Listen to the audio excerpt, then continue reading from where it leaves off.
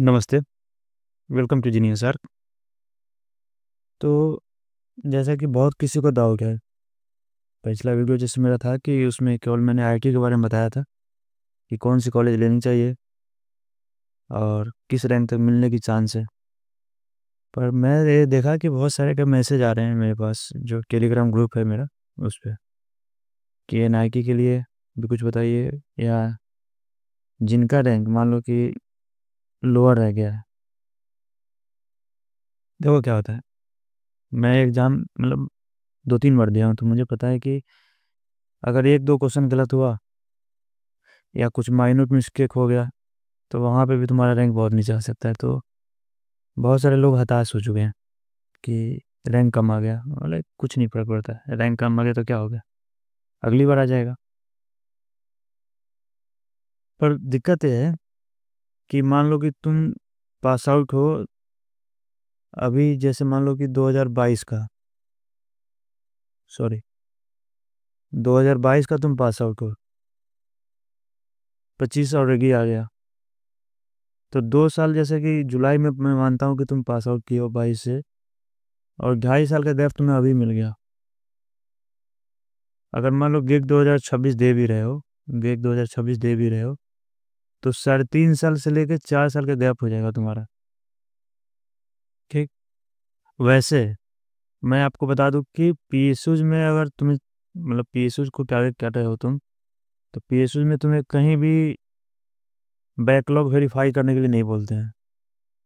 Backlog के बारे में कोई क्वेश्चन तुमसे नहीं पूछेगा कि क्यों है। अगर हाँ वो ओरली क्वेश्चन पूछना चाहते हैं तो पूछ देते हैं, अदरवाइज कोई तुमसे मतलब नहीं रखेगा कि तुम कितना दिन क्या किए हो। बस तुम्हारा एज क्राइटेरिया मीट होना चाहिए, और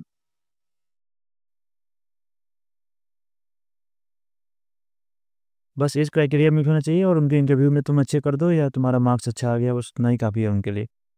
बाकी उनसे कोई मतलब नहीं तुम कितना बैकलॉग लेके आए हो, इतने दिन क्या किए, ऐसा कोई फ़र्क नहीं पड़ता। लेकिन देखो, मैं ये वीडियो उनके लिए बना रहा हूँ जो जस्ट गेट क्वालिफाई किया है, जैसे कि जस्ट गेट क्वालिफाई किया है, ठीक है, और वो चाहते हैं कि बिजी रहना, घर पे बैठना नहीं चाहते हैं। या अभी का एज क्या होता है कि बहुत लोग क्या करते हैं कि घर वालों से पैसा लेने में कतराते हैं, तो बात वही है यार, ऑब्वियस सी बात है। तो ये सब के रीज़न के लिए मैं वीडियो बना रहा हूँ कि अगर तुम्हारा 2 साल बर्बाद भी ना हो और कुछ ढंग का चीज़ भी हो जाए। तो चलो शुरू करते हैं। बात बाकी बातें बाद में करते रहेंगे इसी में वीडियो में। तो जैसे कि आपको दिख रहा है यहाँ पे कि बेस्ट के नाइकी फोर एम के, ये मेरा हैगिंग है और इसी पे हम बात करेंगे। तो मैं कुछ रैंकिंग लेके आया हूँ, देखो ये जो है 2023 के रैंकिंग है, इसमें कुछ छिप गया है, तो 2023 के रैंकिंग है ये, और ये 2024 की रैंकिंग है। तो अगर इसको देखोगे तुम, तो ये हो गया नंबर 1, 2, 3, 4, 5, 6, 7, ठीक है, 8, 9 और 10। चलो 2-3 और देख लेते हैं, मतलब ये देखो 11, बस इतना तक, ठीक है। अब देखो,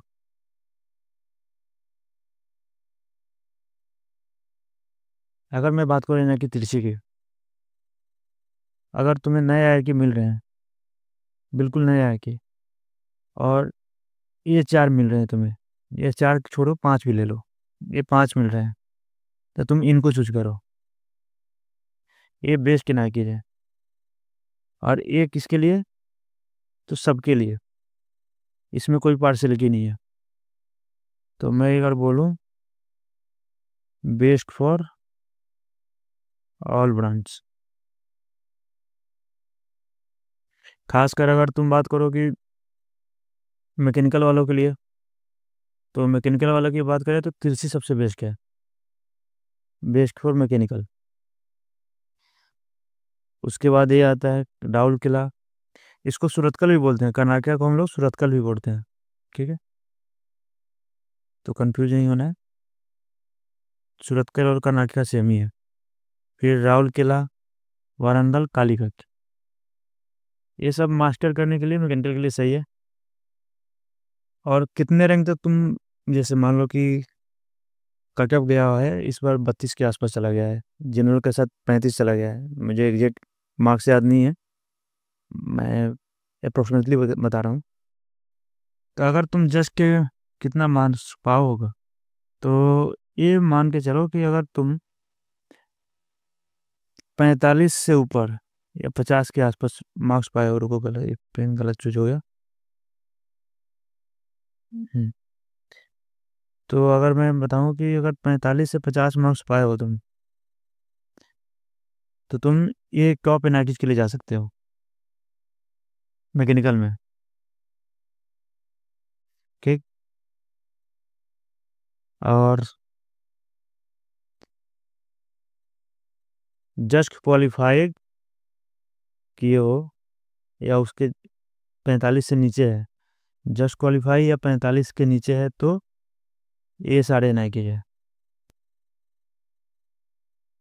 ये सारे मैकेनिकल के लिए मैं बात कर रहा हूँ अभी। जिसमें आता है तुम्हारा नागपुर आ जाएगा, उसके बाद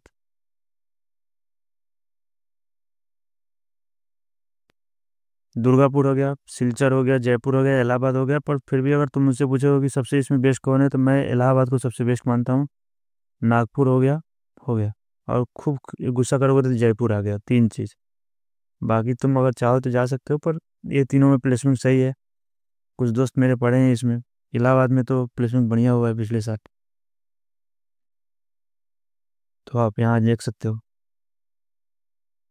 और अगर मान लो कि जिनका, क्योंकि देखो मतलब इसमें एक अच्छी बात यह है कि आईआईटी का अलग अलग से काउंसलिंग करना पड़ता है। ठीक। पर एनआईटी का ऐसा है कि तुम एक साथ सब एनआईटी का लिए काउंसलिंग कर सकते हो। तो यार अप्लाई करने में क्या जाता है, ठीक ना। तो टॉप देखो, क्या काउंसलिंग ऐसे करो, टॉप पे रखो जो तुम अच्छी एनआईटी है। ठीक है। तो लेवल ऐसे डिक्रीज होना चाहिए, यहाँ पे टॉप एनआईटी होना चाहिए, टॉप एनआईटी, और यहाँ पे लोअर एनआईटी होना चाहिए। और एक ही बार काउंसलिंग करो, सबका हो जाएगा काम। ठीक। और जो ये होता है कि एक बार तुम्हें जो कॉलेज मिल गया उसके ऊपर ही बढ़ेगा, नीचे नहीं बढ़ेगा। तो थोड़ा ध्यान रखें कि जिसमें आप जाना चाहते हैं उसको ऊपर रखें, और जिसमें नहीं जाना चाहते हैं उसको नीचे रखें। तो ये आपके लिए बेनिफिशियल होगा। तो ये रहा। तो चलिए अब बात करते हैं अदर ब्रांच के लिए। अब बात करते हैं इलेक्ट्रिकल के लिए। तो इलेक्ट्रिकल के लिए भाई सेम है, जो चार कॉलेज थे ना, टॉप फोर, ये सबके लिए सेम है। ये सबके लिए सेम है, टॉप फाइव मान लो इसमें। ये सबके लिए सेम है, चाहे इलेक्ट्रिकल हो, मैकेनिकल हो। सिविल वालों के लिए थोड़ा दिक्कत है, पर कोई बात नहीं। तुम भी यहाँ पे जाओ, कोई इशू नहीं है। घर बैठ के क्या ही करोगे। और देखो क्या है कि एनआईटी में क्या होता है कि उतना वर्कलोड नहीं होता है पढ़ाई करने का। तो प्रेशर नहीं रहेगा। अगर तुम चाहते हो कोई और एग्ज़ाम की तैयारी करना, जैसे कि तुम अगर मैकेनिकल हो, इलेक्ट्रिकल हो, सीएस भी मान लो, और केमिकल भी मान लो, ये सब मान लो, तो तुम्हारे लिए गेक है, अगली बार गेक दे दोगे। और मान लो तुम सिविल हो, तो तुम्हारे लिए है, या माइनिंग हो गया, माइनिंग वालों के लिए भी गेक दे सकते हैं। लेकिन अगर तुम सिविल हो तो तुम एसके की इंजीनियरिंग सर्विस का एग्ज़ाम दे सकते हो। एसके की इंजीनियरिंग का एग्ज़ाम आता है, एसएससी जेई का एग्ज़ाम आता है, बहुत सारे इंजीनियरिंग का एग्ज़ाम आता है स्टेट लेवल पे या सेंट्रल लेवल पे। तो वो सब एग्ज़ाम तुम दे सकते हो और प्रिपेयर कर सकते हो वहाँ पे जाके, क्योंकि वर्कलोड बिल्कुल नहीं होता है एनआईटी में। मैं पढ़ा हूँ एनआईटी से, तो मुझे पता है।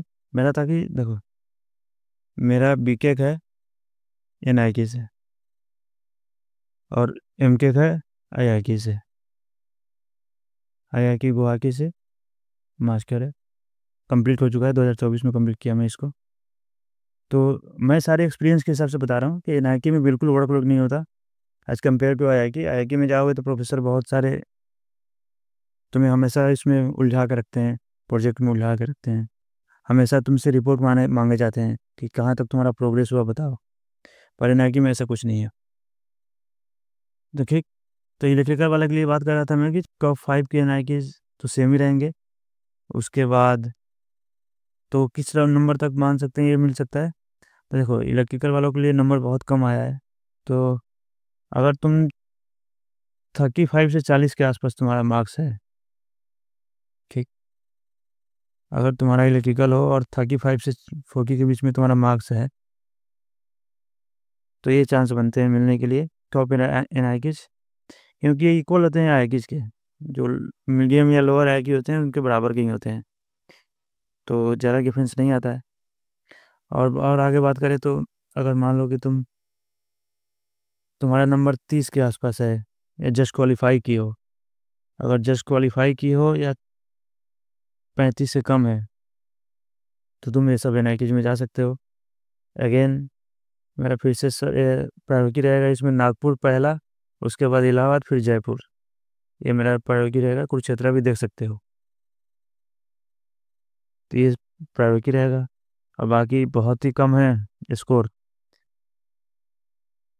सॉरी, तो सारे एन आई क्यू तो ज्ञान नहीं है तुम्हें। और अगर वहीं जो बताया मैंने कि टॉप से लेकर बॉटम तक होना चाहिए, ऊपर वाले अच्छे रैंक से लेकर नीचे रैंक तक होनी चाहिए। ये गलती बिल्कुल मत करना कि अच्छी वाले एन आई क्यू को नीचे रख देना और ख़राब वाले को ऊपर रख देना, फिर तो तुम पछताओगे, कुछ नहीं मिलेगा। तो चलो ठीक है। अब मैं बात करता हूँ, थोड़ा सा ब्रांच की बात कर लेता हूँ दोनों की। सबसे अच्छी ब्रांच कौन है, मतलब एडमिशन लेने के लिए मास्टर में प्लेसमेंट के हिसाब से? तो चलो मैकेनिकल की बात करें कि सबसे अच्छी ब्रांच कौन सा है, तो देखो, एयरक्राफ्ट मिल गया, प्रोपल्शन, डिजाइन मिल गया, थर्मल मिल गया। उसके बाद अगर इधर से रोबोटिक्स भी आ गया तो इसके बाद आ जाएगा रोबोटिक्स। और किसी कॉलेज में है तो और रोबोटिक्स मिल रहा है तो लो। तो एयरक्राफ्ट पहला हो जाएगा, ये दूसरा हो जाएगा, डिजाइन तीसरा हो जाएगा, थर्मल चौथा हो जाएगा। फिर आएगा तुम्हारा मैन्युफैक्चरिंग, फिर आएगा मैन्युफैक्चरिंग और जो भी आए। इतना तो ठीक है, तो इतना तक सही है। उसके बाद बात करें इलेक्ट्रिकल के लिए, V L S I top पे। उसके बाद कम्युनिकेशन, पावर, और बाकी देख लेना जो। ये दोनों में ज़्यादा डिफरेंस पता नहीं कर पाओगे, पर V L S I top पे तो रहेगा ही रहेगा। सिग्नल उग्नल भी होता है तो फिर तुम देख सकते हो कि उस कॉलेज के हिसाब से, पर देख लेना। पर टॉप पे ब्रांच यही है, दो तीन। फिर बात करें कि सिविल के लिए,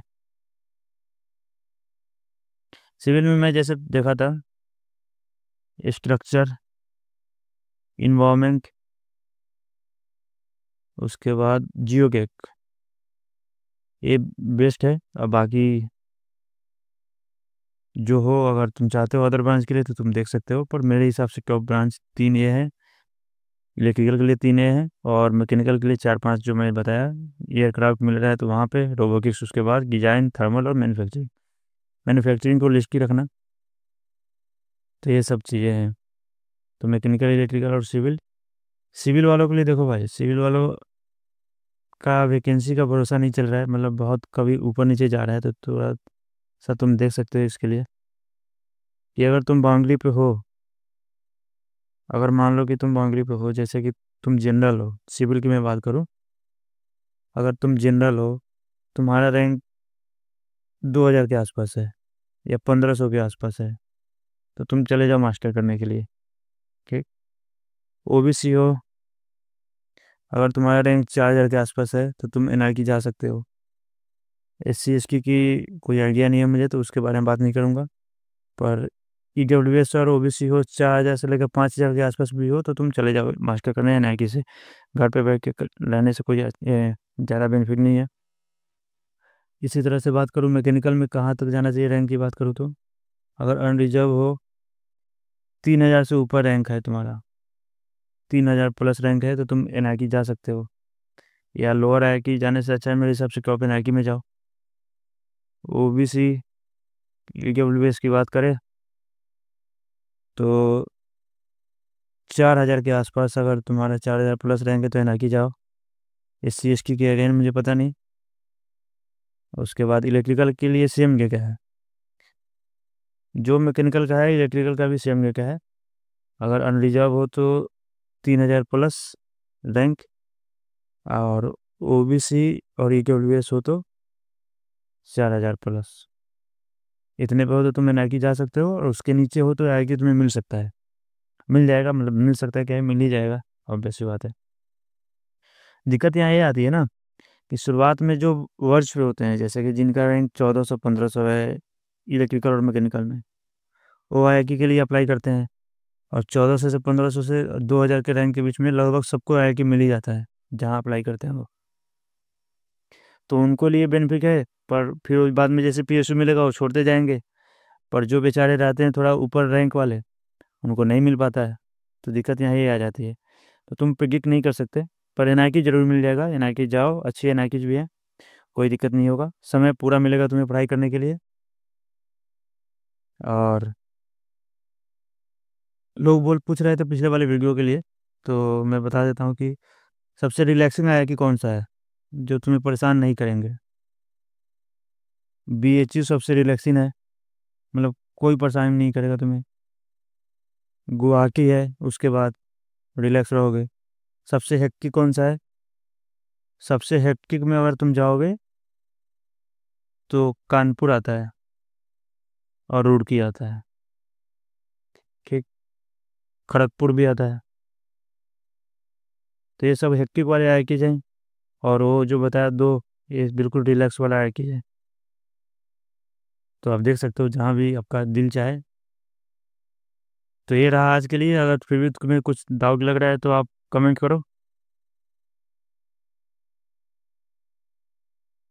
कोशिश करूँगा सारे कमेंट का आंसर करने के लिए। अगर ज़्यादा दिक्कत आई तो फिर से कुछ एक नया वीडियो बना सकते हैं उस पर। NTPC का पहले लिस्ट आने के करीब, मतलब बहुत पास ही हैं हम लोग, बहुत जल्दी आने वाली लिस्ट। जैसे कि अब मैं बताऊं कि अभी हम लोगों की पोस्टिंग आ गई, जब हम लोगों की RLI ट्रेनिंग ख़त्म हुई, तो RLI ट्रेनिंग ख़त्म होने के बाद पोस्टिंग FJT के लिए पोस्टिंग आ गई सबका।